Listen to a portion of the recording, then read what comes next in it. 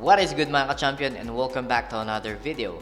For today's video guys, I will share with you one of the most common problem ng mga intermediate or even those traders na matagal na nagtitrade. Okay? You see, I didn't even say advanced traders. Why? People tend to misinterpret yung pag sinabing advanced or pag sinabing matagal na sila sa pagtitrade or industry is advanced na sila. Okay? You may be advanced in terms of knowing a lot of things, but in terms of execution, probably not. Okay? That is why today, share ko sa inyo, ano yung cycle na yun. Maybe you are stuck in the cycle if you're a viewer now na na-experience to, matagal ka na nagtitrade, matagal ka na, marami ka na experience. However, you don't consider yourself as successful or as profitable as it may seem na dapat na ikaw ay ganun na. Alright? So again, thank you so much to all my TFP VIP champion students all over the globe, subscribers, followers, and all those people na sumusuporta. Alright? So without further ado, let's get straight dun sa ating presentation. Alright. So, ano nga ba itong sinasabi kong cycle? Okay? So, in a nutshell, we call this a circle of doom. Wherein, ask yourself, are you a losing trader? Are you a struggling trader? Okay? Based on the average assessment, one of the common reason and nag-stand out to doon sa mga nag-enroll sa akin because every time someone enrolls to my program, tinatanong ko sila, what made you decide? Okay? Bakit ka nag-enroll? Or what made you decide na mag-try ulit mag-trade? Okay? So, based on that reason, ito yung nagka-map ako. So, I call this also a cycle of a confused trader. Okay? Regardless kung 6 months, less than 6 months, 6 months to a year, or 1 year and above experience ka na, nevertheless, majority are still in this cycle. Okay? So, ano yun? So, every time you as a trader, meron kang bagong strategy, okay? You're probably going to try it on your own, okay? Based on your own understanding, kung ano man, and probably, talo ka. Okay? So, ngayon, tatanungin mo sa sarili mo, this doesn't work. Okay? So, anong gagawin mo next? Maghahanap ka ngayon ulit, like sa internet, okay? Some people, social media, kung ano man, ng bagong strategy. And then, magta-try ka ulit. Apparently, you didn't get it, natalo ka ulit, and then the cycle goes on.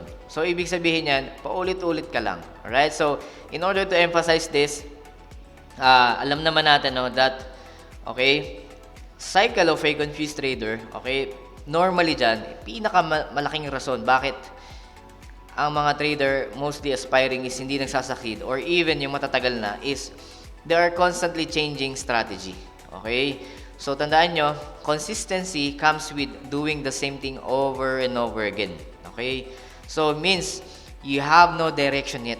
Even 3, 4 years, 5 years ka nagtitrade. If you don't consider yourself as successful, okay, based on your own confidence, okay, means wala kang direction. You're just trading out of like trial and error. Diba? So, tandaan nyo, some traders, when they try a new strategy or system, okay, natalo lang ng isa, dalawa, tatlo, they would conclude that as, ay, hindi naman gumagana to. Mali. Okay, mali naman yung tinuturo or ganyan. Tandaan nyo guys, on an average, it will take you 50 to 100 trades before you can assess that system is what? Is profitable for you or not. Plus, tandaan nyo, there are many factors affecting your profitability, consistency, and you being successful in this field. Bakit? There are risk management issues, okay, poor trading psychology, and you're not following your rules, okay? So, maraming factors. Don't blame the system alone.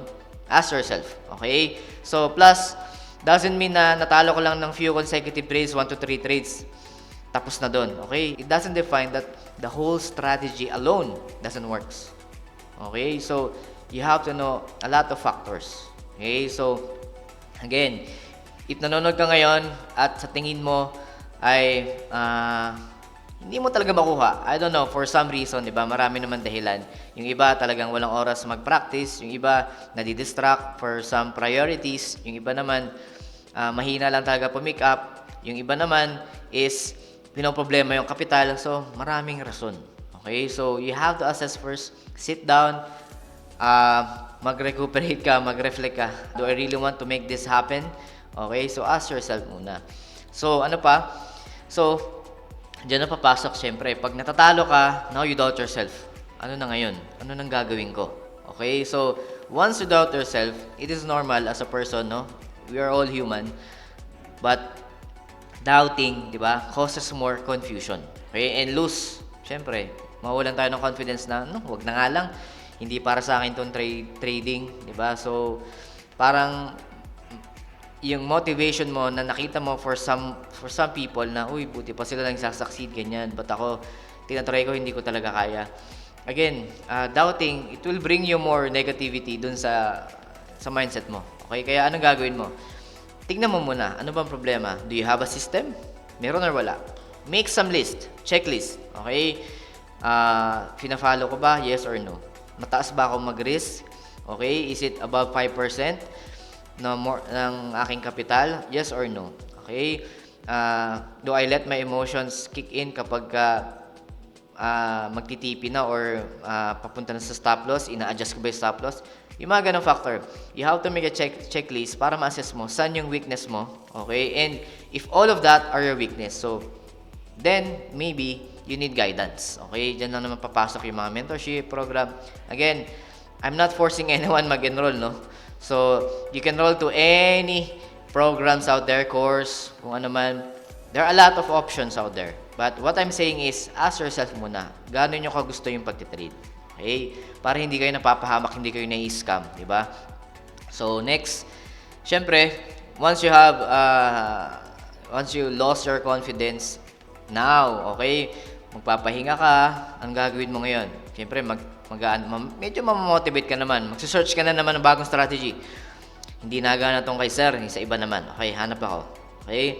Meaning, you start again from zero. Okay? Yan yung cycle na tinatawag ko. Yung walang katapusan. Okay? So, in that way, you change strategy again and again and again and again. Never-ending cycle of finding a holy grail strategy. Walang ganun, guys. Ako nagsabi sa inyo, in my long years of experience, walang perfect strategy. Even my strategy alone, okay, yung tinuturo ko dito and sa VIP, it's not perfect. I admit, it's not perfect. Why? Okay? Dahil wala naman talagang perfect system. We really cannot predict the market 100%. Okay? Why? We only dealing with probabilities and possibilities. That is why, sabi nga, by default, we only have 50-50% chance. Mag-aral ka o hindi, may alam ka wala, pwede kang manalo by luck. Kasi it's by default, 50% chance of winning. So, anong gagawin ko lang? For me, is papataasin ko lang yung probability of winning more than nung losing. But, it will never happen that it will be 100% and zero losing rate. Okay? It will never happen. It may happen in few consecutive rates, but in the long run, never. Okay? Huwag kayong maniwala na may 100% strategy. Okay? So, that's why I don't profit flex. Bakit? I don't want to mislead the people that winning is all that matters sa trading. No, it's all about risk-reward ratio. Okay? Naturo ko na to nun. Even if you have 30% of winning rate, if you know your risk management and proper risk-reward ratio, you can still up few percentage or 6% of your capital or 10% even. Okay? So, it's all about risk management. Okay? Don't be misled by all of this social media hype. Okay? What I'm giving you, this channel is all about education, teaching you how to properly trade. I may not be the best, but as much as possible, I can say I am guiding people. At least you're getting value out from what I'm sharing. Hindi dahil na-motivate kayo ng hype, luxury, sports car, mansion, kung ano man. Guys, let's be realistic. Lalo na yung mga nagsisimula, we cannot feed them with like networking hype type of convincing people. Okay? So, what I'm teaching you is, I'm giving you value para hindi kayo ma-scam, to be honest. Okay? So, again, there are a lot of channels, better channels that for me, my goal is to educate people. Kaya nga, di ba? This channel is all about education. So, again, it's a never-ending cycle. We have to break through this cycle if you are a loser, if you are a losing trader. Okay? So, again, the more changes you do, the more confusion it brings. Okay? The cycle continues of finding the 100% strategy. As I've said, wala pong ganun. Okay? Let's be realistic. Lalo na yung magsisimula pa lang, alamin nyo yung risk. 90% of traders lose in this industry, to be honest. So that is why you have to research well, you have to risk less, lalo na kung nagsisimula pa lang. And as much as possible, gain more knowledge muna before you jump into the trading itself. Okay? So, marami namang resources as I've said, and one of them is my channel, and marami pang ibang channel. You can binge watch any channel you want, but the point here is, before you try, do more research. Okay? So, again, what can you do? Ano bang pwede natin gawin? So, again, sabi nga, trust your system, trust your analysis. So, kung wala kang sistema, that's the time you have to look for a system.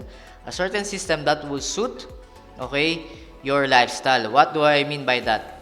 Kasi yung iba, nag-aaral ng system pang scalping. 9 to 5 job ka eh. Hindi mo mapafocus yon. Or operator ka ng machine. Hindi mo mapafocus mag-scalp. Okay? Tandaan nyo, a strategy system, meaning it fits to your convenience. If hindi convenient, it will not work, definitely. Mawala ka sa focus, mawala ka sa direction, mawala ka, madidistract ka lang. Okay? So, in the end, sisisihin mo yung system.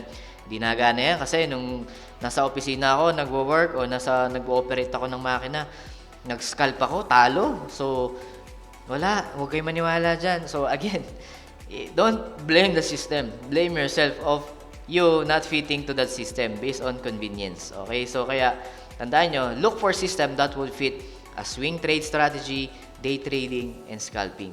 Okay? So, again, take for example, the TFP Warrior or even TFP Champion system na tinuturo ko, VIPs. Okay? That is fit.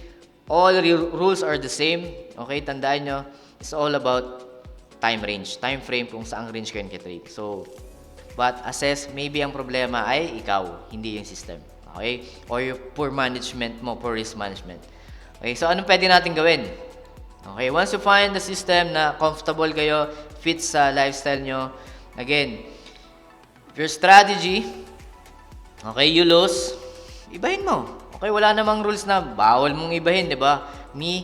Hindi naman nangyari yung warrior or yung champion system ko na tuturo is yun na agad yun overnight. No, along the way, throughout the duration, my period of learning, okay, throughout the years, I'm tweaking it. Ini-improve ko. Example, may nangyaring mali, okay? Bakit? Anong rason? Okay? What can I do to improve this? So next time, alam ko na gagawin. So, I improve it throughout the years. Hindi naman overnight lang naging system na. Okay? So, and then, I journal my trades. Make it a habit na alamin nyo ano yung trade yung pair, buy or sell setup ba. Ang ginagawa ko, ini-screenshot ko yung ano. As simple as having an Excel type of journal is okay. Okay? Meron namang mga Notion, application, marami na. But it's all about, kahit nga isulat mo lang. Ako nun, naka-notebook pa ako nun, guys. Naka-notebook ako nun. I'll try to retrieve, ipopost ko yun. I'll try to retrieve that notebook na meron akong journal nun, tapos dinodrawing ko pa yung chart kung anong itsura na pag nakita ko to, next time, alam ko na gagawin ko na ito yung nagpanalo sa akin or ito yung nagpatalo. So, again, as simple as that, gawa lang kayo sa Excel, screenshot nyo. Kasi, market is a cycle. Sometimes, it looks familiar, umuulit-ulit lang yan. Okay? And then, backtestin mo ulit yung in-improve mo. And then, practicein mo siya as an improved strategy. Okay? Kasi, don't expect a different result na pareho mo lang naman ginagawa. Okay? Make changes, make a change, then definitely results may change or vary. Okay? So, you have to accumulate data para masabi mo na, oy, profitable ako or hindi.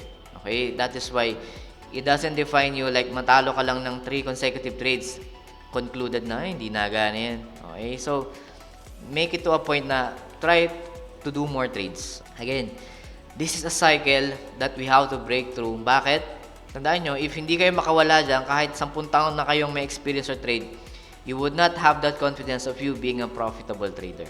Okay? So, again, this is a cycle of a confused trader, what we call a circle of doom, and you can improve that by changing in your own way. Okay? If wala ka, look for some guidance, look for consultation, look for some mentor. Hindi man ako, hanap kayo na iba.